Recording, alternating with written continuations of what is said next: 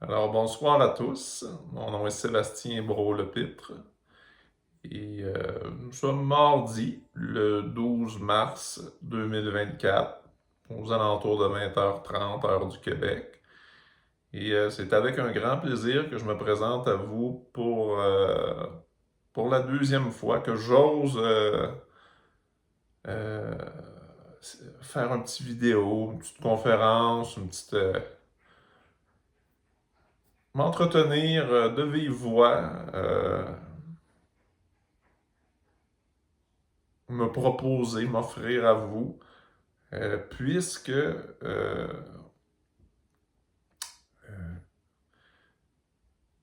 j'aspire à offrir mon aide, offrir mon soutien, accompagner les gens, serait mieux dit, dans leur processus de réalisation de soi avec un grand S. Donc, dans leur quête de vérité profonde, dans la recherche ultime de qui ils sont vraiment. Au fur et à mesure que je vais me présenter à vous, je vais aborder différentes approches, différentes techniques qui sont des canaux importants pour réaliser ce travail-là que j'utilise. Mais évidemment, le canal le plus important dans ce processus-là, c'est toujours vous. C'est toujours vous qui êtes au cœur de votre propre réalisation. Et dans le cadre d'une incarnation, c'est toujours celui qui est au cœur de l'action qui est sa propre vedette, si on peut dire ça comme ça, qui est sous les projecteurs. Sous les projecteurs de quoi? De qui? Euh, Qu'est-ce qu'on dessert?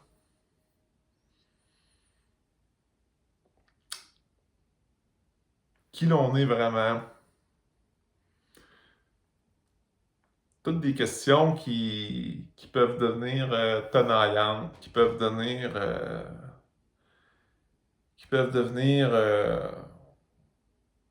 une quête profonde qui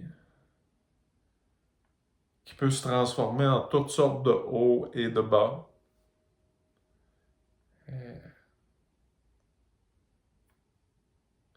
Parce que quand on ressent l'appel de cette vérité-là,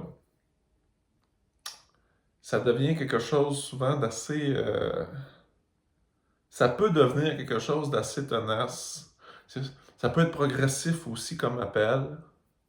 Mais ceux qui se sentent concernés par ce que je dis savent très bien de quoi je parle. Et on, on vit toutes sortes d'expériences, toutes sortes de choses durant la sadhana. Puis, il arrive souvent qu'on puisse se sentir seul. C'est pas évident de trouver de l'accompagnement crédible euh, sur le chemin spirituel. Parce que il y a encore, quoi que c'est de moins en moins vrai, heureusement, il y a encore beaucoup de tabous sur le sujet. Euh, on a tendance euh, à regarder la vie seulement pour ses aspects, pour ses concepts. Donc, on est encore beaucoup sur la pointe de l'iceberg. Euh, Pas tant que ça dans le subtil, dans une compréhension globale de qui l'on est vraiment, des expériences qu'on vit. On a de la misère à déposer le juste dans l'objet même de la transcendance. Hein? L'objet même de la transcendance qui est rien d'autre que la distance raisonnable pour chacun qu'il prend et utilise pour se révéler à lui-même en tant que soi, justement. Lorsqu'on parle de réalisation de soi, c'est ça, en tant que soi, avec un grand S. Donc, puis, c'est ça. On rencontre souvent des embûches en cours de chemin. Comme s'il y a des obstacles qui se placent au travers de notre route. Au début, on a tendance à croire que c'est des obstacles parce qu'on a de la misère à voir la bénédiction, le cadeau.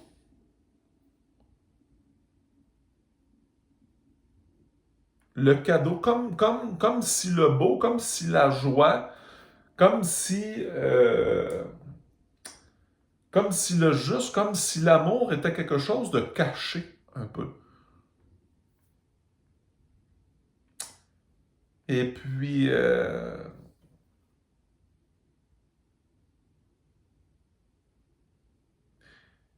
c'est ça. Moi, mon rôle, c'est ma mission de vie, en outre, c'est c'est d'être un facilitant. Euh, c'est ça, c'est d'être un facilitant dans ce travail-là. Et pour ce faire, je vais passer par l'accompagnement individuel. Donc, les gens peuvent me rencontrer en privé. Et aussi, je suis en prêt à mettre en place euh, des satsangs ponctuels, donc qui auront lieu, des rencontres en présence. Donc, où est-ce qu'on va pointer? Ensemble, on va pointer sur la vérité que l'on est. Comme ça, pendant un certain temps, pendant 1 heure, 2 heures. Puis, on va partager ce moment de joie-là ensemble. Donc, ça, c'est en groupe. Ça se fait de façon plus...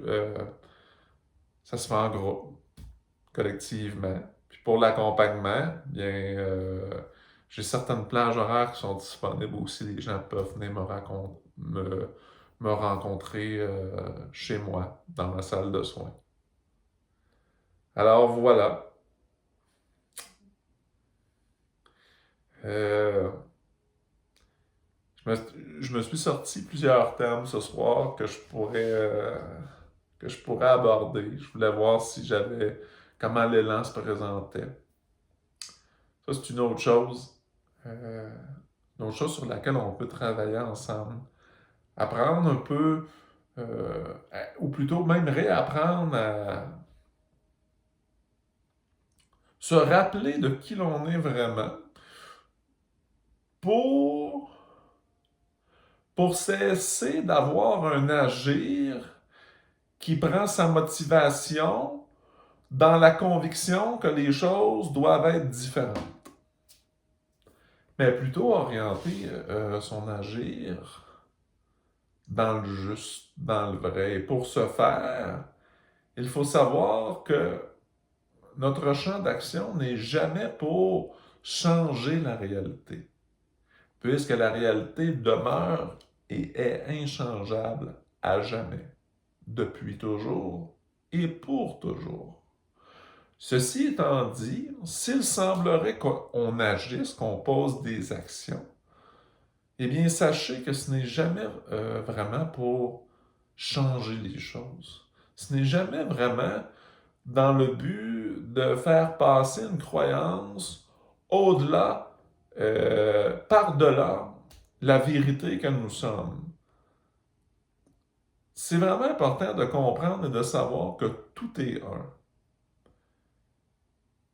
La séparation est probablement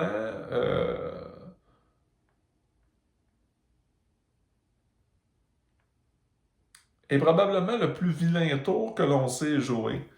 Parce que il y a absolument pas de séparation possible. Donc, dans la vidéo précédente, euh, j'avais fait l'exercice avec vous pour le démontrer et je vais le refaire dans celui-ci aussi pour les gens qui peut-être regardent cette vidéo-là pour la première fois. Parce que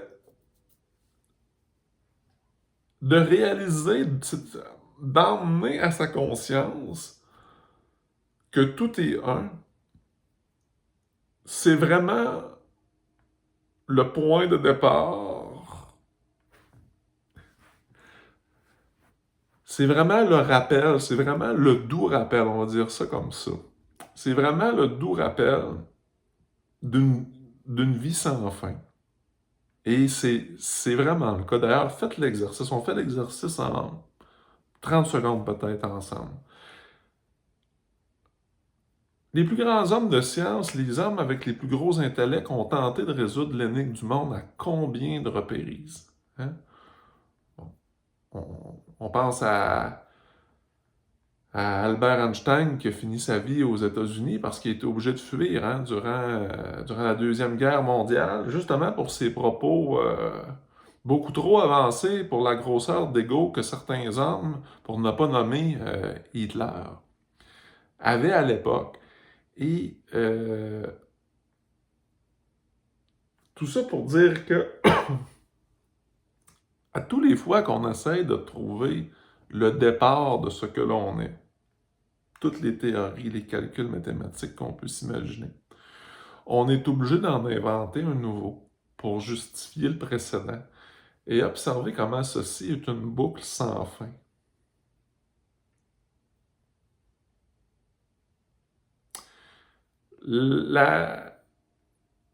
Les concepts par lesquels nous nous représentons ne sont pas notre identité et ne l'ont jamais été.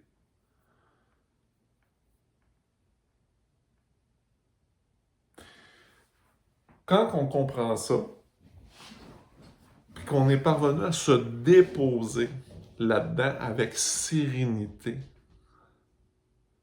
dans le calme, on peut enfin goûter toute la joie qui en ressort.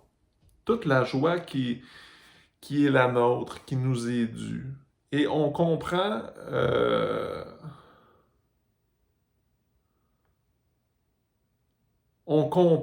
et on commence doucement à prendre conscience de toute la gloire qui nous est due.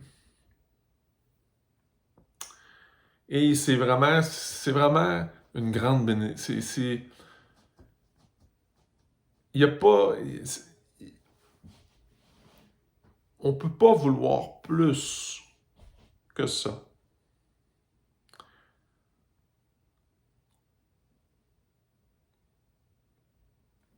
Est-ce qu'il y a plus que ça?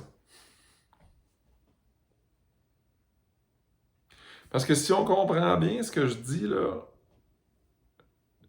vous savez parce qu'on vient juste de dire qu'il n'y a pas de début à ce que l'on est. Alors, s'il n'y a pas de début à ce que l'on est, le temps vient d'éclater, l'espace vient d'éclater, et tous les concepts viennent d'éclater.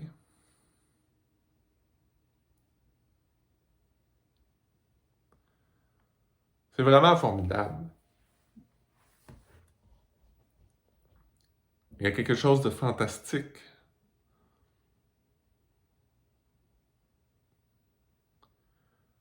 dans la réalisation et dans la compréhension de ça. Il y a quelque chose de très libérateur à dilater, à laisser se dilater ce qui semblait cadré, ce qui semblait défini, et de laisser ça s'ouvrir et s'expansionner jusqu'à la réalité, depuis la réalité, en la réalité. Quelle magie, quand même. Et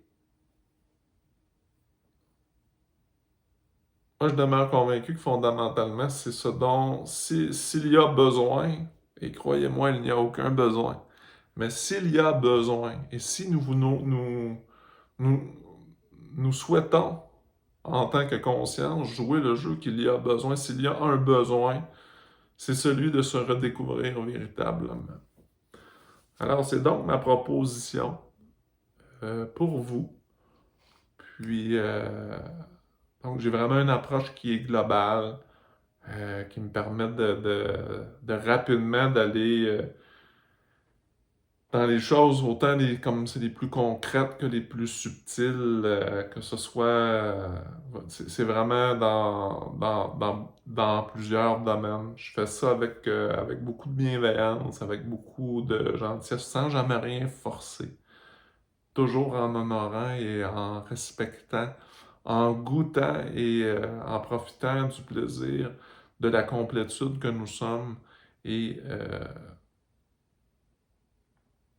simplement vivre une histoire de partage est mon but accompli. Un partage réel. Donc, c'est un peu ça. Euh, Ça fait toute la différence de pouvoir faire l'expérience de son intelligence plutôt que de déployer tant d'efforts inutiles à se dissimuler dans son intellect ou dans n'importe quel autre cadre d'ailleurs.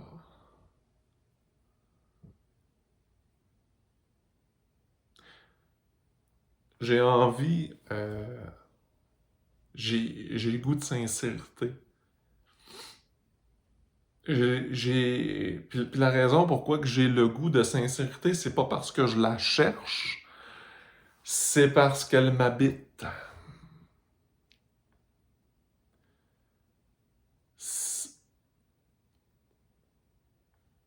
C'est parce qu'elle m'habite. C'est pas difficile de partager avec autrui euh, l'essence même de l'être, parce que c'est pas quelque chose que j'aurais besoin de vous demander d'inventer ou de l'être est absolu.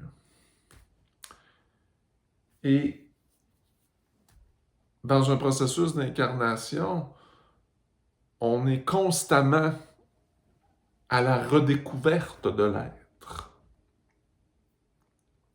Que ce soit c'est n'importe quel plan.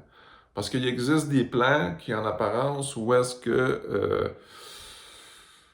tout le monde semble s'être oublié, que la souffrance semble omniprésente, mais il existe aussi des plans où tous les êtres sont réalisés et des mondes qui sont beaucoup plus magnétiques. Parce que, encore une fois, pour la simple et bonne raison que euh,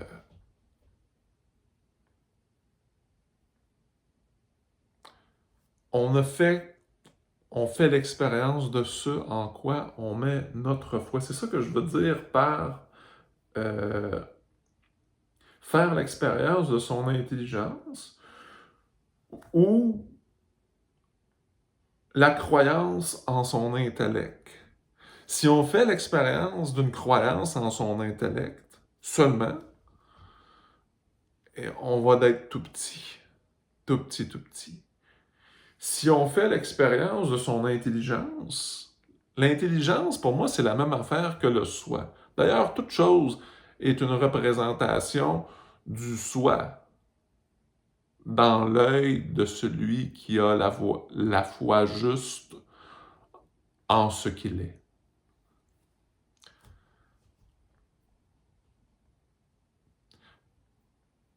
Se rappeler ça, c'est passer à son immortalité maintenant. Il n'y a que les morts pour croire en la mort. Et je vous le dis, il n'y a pas de mort. Et là, je ne dis pas ça juste pour réconforter, là, où on vient de se montrer, on vient de se faire la démonstration que dans nos folles histoires, il n'y a aucune de nos folles histoires qui peut réellement marquer le temps. À chaque fois que l'on essaie de justifier ce que l'on est avec quelque chose d'impossible, on est obligé d'inventer une nouvelle chose pour justifier la précédence due à son inexactitude, due à son manque de volonté d'être. Ceux qui ont la volonté d'être ne cherchent pas à se définir. à comprendre la vie dans les yeux du temps. Le temps est un concept fini. Ceci étant dit, il est un ami. Tout comme l'ego, tout comme le mental, tout comme chaque chose, chaque couleur, chaque objet. Ils sont tous vivants. Rien n'est perdu. Ils sont tous vivants et ils font tous l'objet de votre réalisation de soi.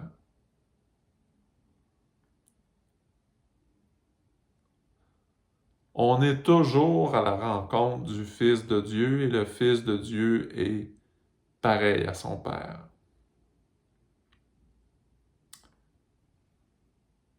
Il n'y a que la vie.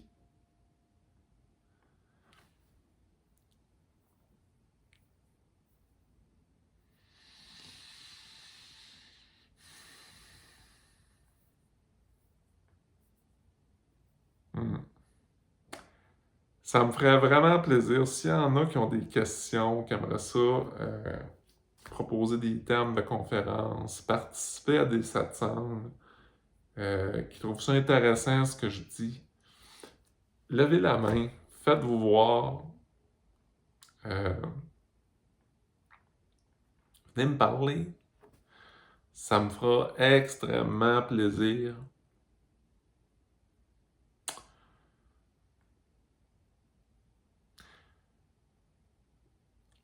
Je ne cherche pas quoi que ce soit, mais ça me fait vraiment plaisir de partager. Donc, voilà. Donc, faut aller sur mon site internet, reikimagog.com. Reiki Magog, donc Reiki, R-E-I-K-I, M-A-G-O-G, magog.com. www.reikimagog.com. Puis, ça coûte rien. Si des fois vous aimez les enseignements non duels, des choses comme ça, j'ai écrit beaucoup de textes non duels.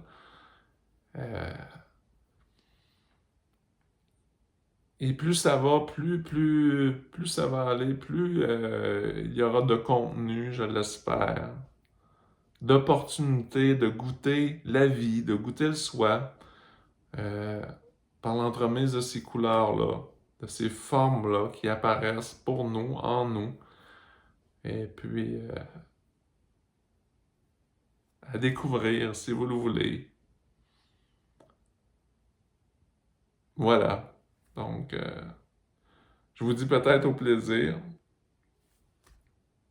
Je nous embrasse et je nous aime très très fort.